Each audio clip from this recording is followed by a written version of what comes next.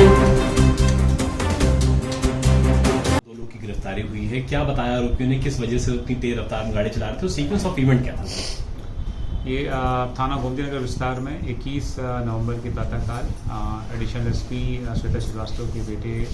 के साथ एक दुर्घटना हुई, जिसके संबंध में एक अभियोग पंजीकृत किया गया है, जिसमें इस घटना के जिम्मेदार दो व्यक्तियों को गिरफ्तार किया गया है और इसमें प्रयुक्त की गई गाड़ी को भी बरामद कर लिया गया है। घटनाक्रम के संबंध में आरोपियों ने बताया कि उनके उसमें से एक आरोपी देवश्री वर्मा के चाचा ने एक नई XUV 700 अभी 2 महीने पहले खरीदी थी और उसके चाचा वर्तमान में लखनऊ में किसी शादी की वजह से आए हुए थे और ये दोनों लड़के उसमें तेज स्पीड से गाड़ी चलाने चाहते थे, उसको टेस्टिंग करना चाहते थे। इसीलिए रात में देवश्री वर्मा ने अपने चाचा से गाड़ी और गाड़ी की चाबी लेकर के अपने पास रख ली थी। प्रातःकाल उठ करके देवश्री वर्मा अपने मित्र सार्थक सिंह के पास गया, जहां सार्थक सिंह के बारे में उसको जानकारी थी कि उसके पास लर्निंग लाइसेंस है, इसीलिए ये लोग सुबह में गए, जहाँ पे देवश्री वर्मा ने उसको बताया कि सुबह सुबह पुलिस चेक नहीं करती है।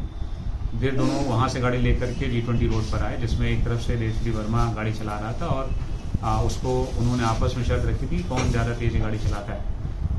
तो देवश्री वर्मा भी बहुत तेज़ी से गाड़ी लेकर के निकला और रास्ते में एक माँ बेटी जो वहाँ पर थे उस समय मौजूद, उनसे ऑलमोस्ट भिड़ते भिड़ते बचे।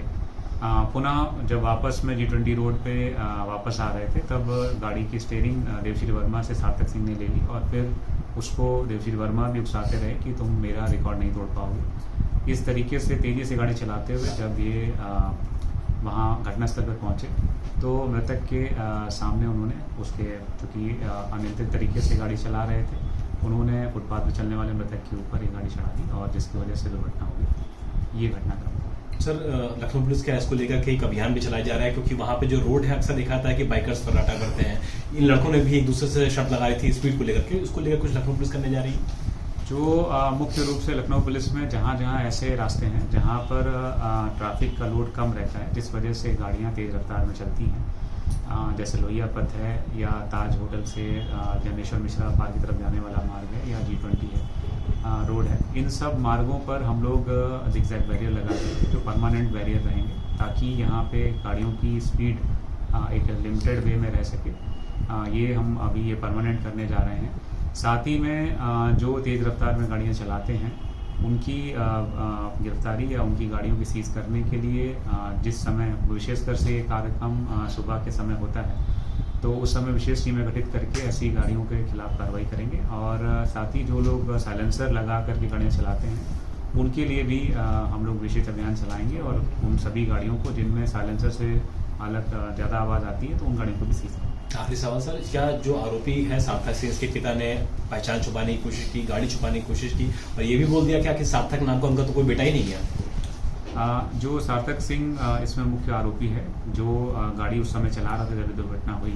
इन लोगों ने घर में जाकर के अपने परिवारीजनों से, विशेषकर अपने पिता से बातें बताई, तो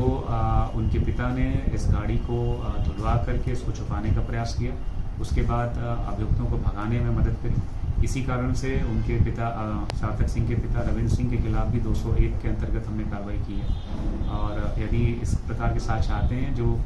कि इस घटना में किसी अन्य की भी